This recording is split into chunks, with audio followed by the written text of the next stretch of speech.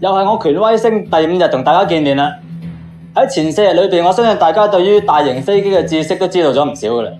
所以我今日咧要同大家講下小型飛機，俾個 tips 你哋啊。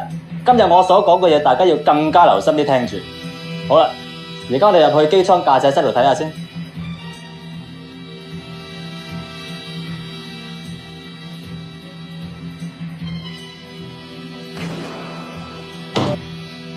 嗱，呢個咧就係飛機嘅軚盤。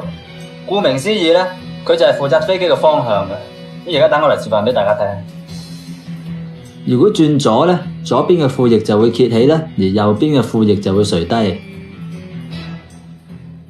相反嘅話，如果將個軚盤轉右咧，左邊嘅副翼就會垂低，而右邊嘅副翼咧就會揭起啦。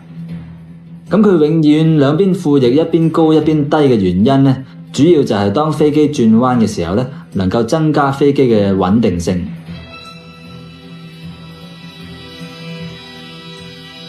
將軚盤拉後嘅時候咧，機尾嘅升降翼咧就會向上；咁相反推前咧，升降翼咧就會向下啦。腳踏咧亦都係控制飛機左右擺動嘅。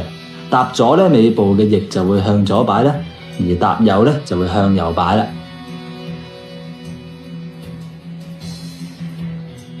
如果將呢支操縱桿嚟到拉低咧，就可以控制左右兩邊嘅襟翼同時間垂低嘅。作用咧係可以增大空氣嘅阻力，令到飛機減速嘅。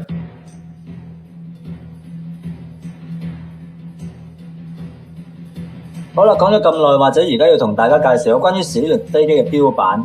咁有幾個標咧，大家一定係要認識清楚。嗱，首先呢一個係負責顯示飛機嘅速度，當時係喺幾多海里；而呢一個咧係負責顯示飛機嘅水平位置；而呢一個咧就係負責顯示飛機嘅高度，當時係喺幾多英尺。至於呢一個咧就係負責顯示飛機嘅方向。好啦，咁關於小型飛機嘅嘢都講得七七八八嘅喎。咁我頭先所講嘅嘢咧對大家好有用嘅，千祈要記住先好啊。要成為一個飛機師咧，第5個條件就係要體格強壯，身高要喺1.37米或者以上。你自問點咧？